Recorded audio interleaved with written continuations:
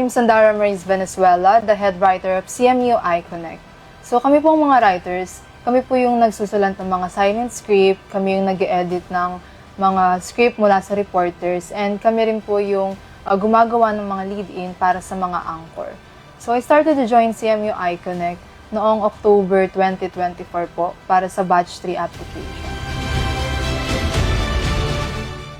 So for me po, kung ikukumpara noon sa ngayon, ang pinakamalaking nag-improve po sa akin as a person is natuto akong lumabas sa comfort zone ko talaga. Kasi before, akala ko parang sulat-sulat lang. Kasi mahilig po talaga akong magsulat. Ang pagiging writer, hindi lang magtatapos dun yung position mo eh. Kasi po, pinasok din ako ni Ma'am Jen sa pagiging reporter. Naging PA din ako.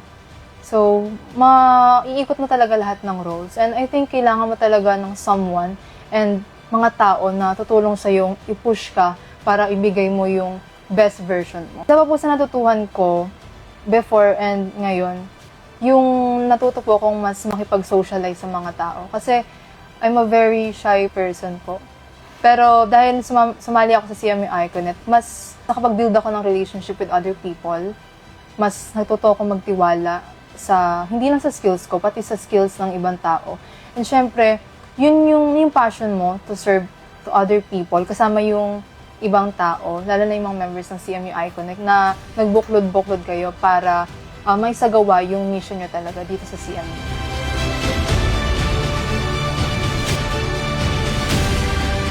Biggest lesson po na natutuhan ko as a head writer, yung pagiging responsible po sa time, sa deadline. So, being a writer, dapat nagsiset ka ng time kung kailan mo siya dapat ma-edit. Kasi, yung script ng writer, dapat may pasa agad siya kay Ma'am Jen para umiikot agad sa editing, para hindi mapanis yung balita. Yung isa po sa natutuhan ko pa as a head, is dapat marunong kang mag-adjust. Kapag mayroong isang head na absent or kailangan mag-supervise, ikaw as a head writer, hindi ka lang dapat nakaupo dyan. Kailangan mo talagang sumabak din sa field. So, mahiki-join ka talaga and kailangan mong i-lead yung members mo.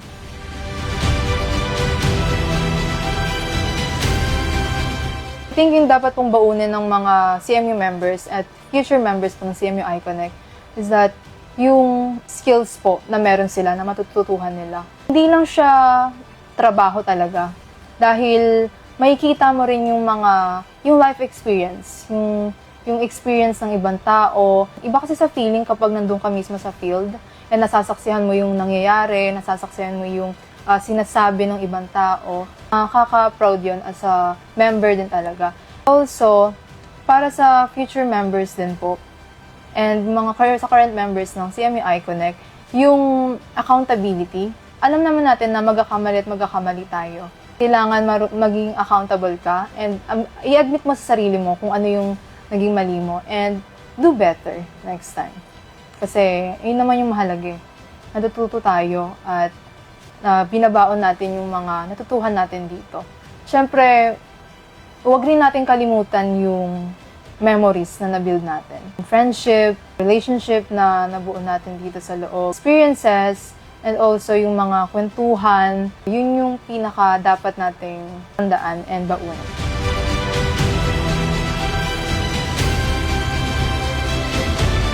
What makes me proud as a member of CMU iConnect is that yung fire po, or yung dedication talaga natin na mag-serve sa CMU or sa mga scholar. Kapag napapanood natin yung mga videos natin, parang mukha lang siyang madali.